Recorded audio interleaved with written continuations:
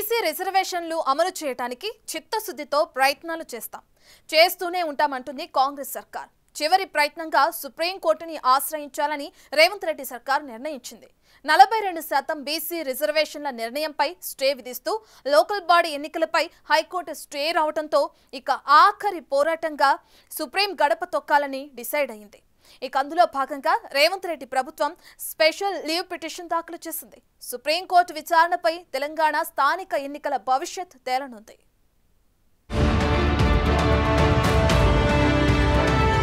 ఇప్పటికే ఎన్నికల సంఘం local body election schedule notification విడుదల చేసిన సంగతి తెలిసిందే. అయితే ఇప్పుడు హైకోర్టు స్టేతో ముందుకు వెళ్లలేని పరిస్థితి. దీంతో సీఎం రేవంత్ రెడ్డి మంత్రులు, న్యాయ నిపుణులతో చర్చించారు. 42% బీసీ రిజర్వేషన్ల సాధన కోసం చివరి ప్రయత్నంగా మరింత ముందుకు వెళ్లాలని డిసైడ్ అయ్యారు. ఎన్నికల్లో ఇచ్చిన మాట కోసం బీసీలకు 42% రిజర్వేషన్ల కోసం ఆఖరి పోరాటానికి సిద్ధమయ్యారు రేవంత్. అందులో భాగంగా సుప్రీంకోర్టుకు వెళ్లాలని రేవంత్ సర్కార్ నిర్ణయించింది. హైకోర్టు తీర్పును సవాల్ చేస్తూ సుప్రీంకోర్టులో స్పెషల్ లీవ్ పిటిషన్ వేసింది.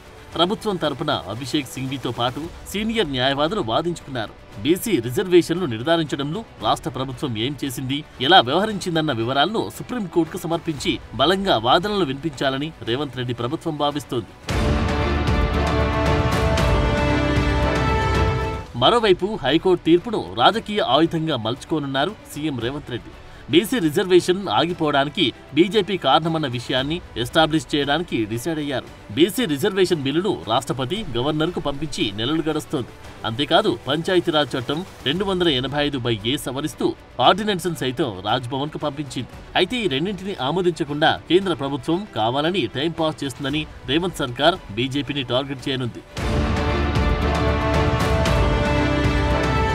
ఇక బీసీ రిజర్వేషన్లపై రాష్ట్ర ప్రభుత్వంగా తాము చేయాల్సిందంతా చేశామని, ఇక చేయాల్సింది బీజేపీ అని ప్రజలకు రేవంత్ రెడ్డి ప్రభుత్వం వివరించనుంది.